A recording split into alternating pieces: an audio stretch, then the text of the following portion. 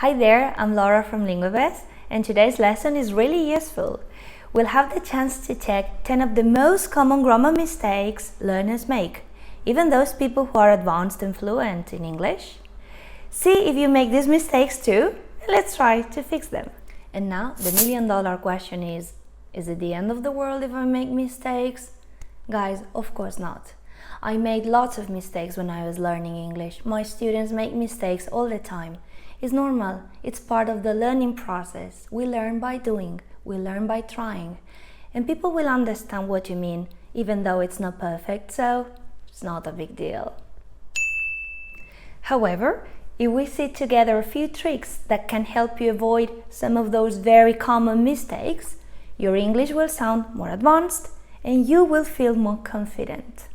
Off we go! These are the top 10 common grammar mistakes I was thinking about.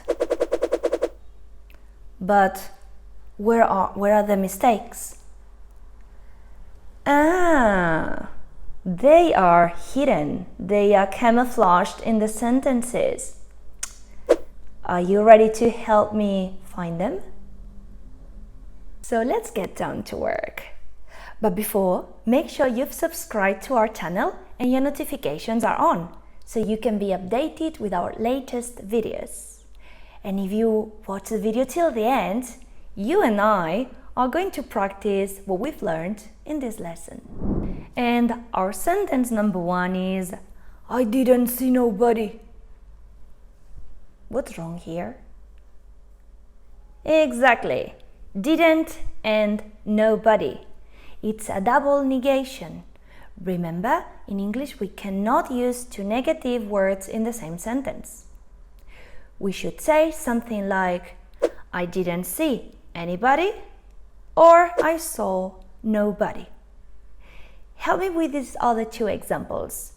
Oh, she's such a picky eater, she doesn't like nothing. Well, she doesn't like anything, or she likes nothing. The last one, I'm so tired, I'm not going nowhere. I'm not going anywhere, or I'm going nowhere. Nobody said nothing. Nobody said nothing.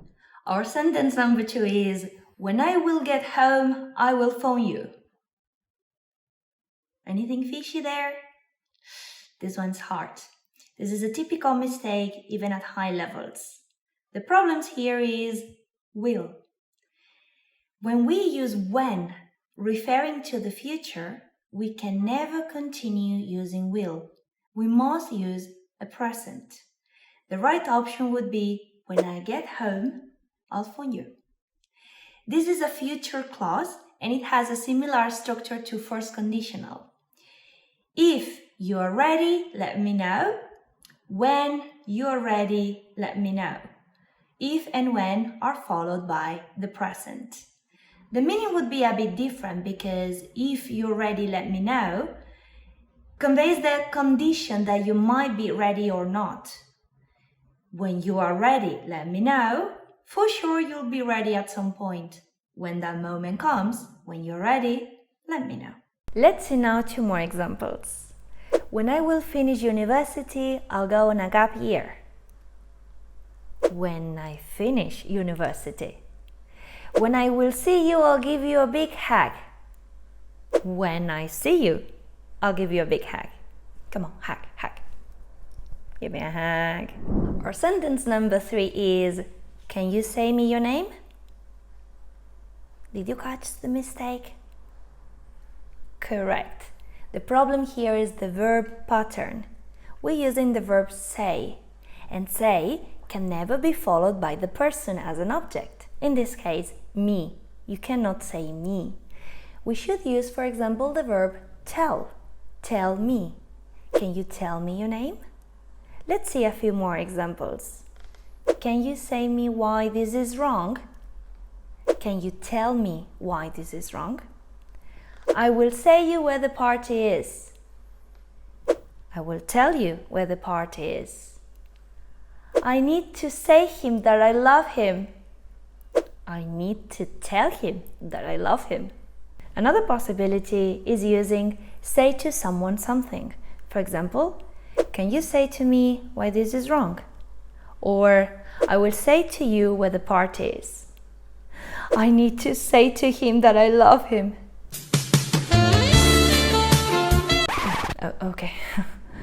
Our sentence number 4 is I went to Germany 2 years before. Right. Before is the problematic word here. When we use before, we need to specify before what? 2 years before my graduation? 2 years before my wedding? 2 years before COVID-19? But if we are talking about 2 years from now, in the past, we should use the words ago. I went to Germany 2 years ago. The last time I ate sushi was 1 week ago. Or have you seen Alan? Yeah, he just left 5 minutes ago. Alan! He's gone. And our sentence number 5 is, excuse me, I'd like to know where is the toilet. Do you catch this one? This is the king of all the mistakes. Advanced students make this mistake as well. The problem here is the sentence structure. We have an indirect question. That means that we are using a structure which is not connected to a question, but the real meaning, the real intention of it is a question. Where is the toilet? So indirect questions don't use question structures. Verb and subject is the toilet, but they use positive structures. Subject and verb. The toilet is. So the correct option would be, excuse me, I'd like to know where the toilet is. Let's see a few more examples now. I'd like to know when is the meeting. I'd like to know when the meeting is. Could you please tell me who is the manager? Could you please tell me who the manager is? I wonder what time does the show start? I wonder what time the show starts. And our sentence number 6 is, I went on a fantastic 3 weeks holiday. Can you find this one? Yes, the problem is weeks in the plural. And you would think, but it's 3 weeks, it should be plural. Yeah, but this is a 3-week holiday. 3 week is an adjective which modifies holiday, which is a noun. And adjectives are never plural.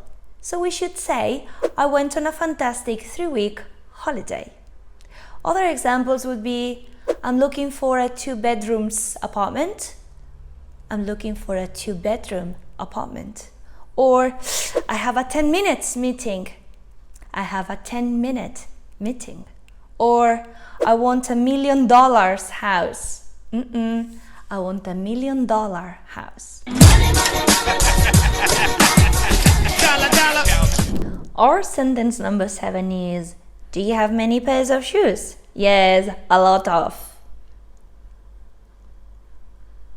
Correct.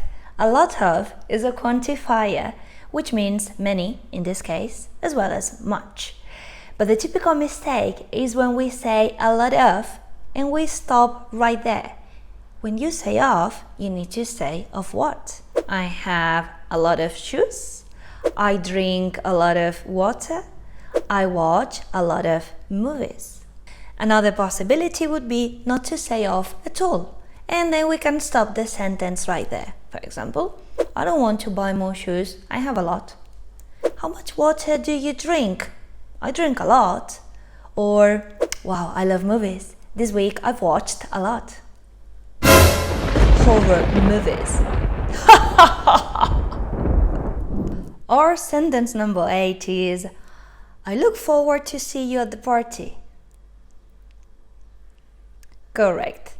Look forward to is one of those verbs followed by gerund, ing. And you may think, but it has to and ing together? And the answer is, yes, it does. English is crazy. So then you should say, I look forward to seeing you at the party. Other options are I look forward to hear from you soon. I look forward to hearing from you soon. Or I'm looking forward to meet you. I'm looking forward to meeting you. Or I look forward to go on holiday. I look forward to going on holiday.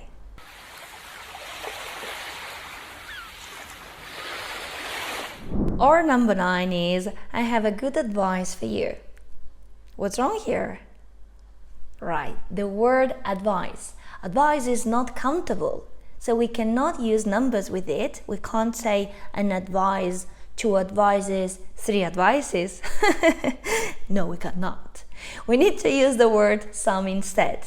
I have some good advice for you. For example, are you worried? Do you want an advice? Do you want some advice? Or I think I need to visit the psychiatrist. I need a professional advice. I need some professional advice. Another possibility, if you really need to specify with a number, would be to use the phrase a piece of. I have a good piece of advice for you. Or my grandpa gave me 3 very important pieces of advice.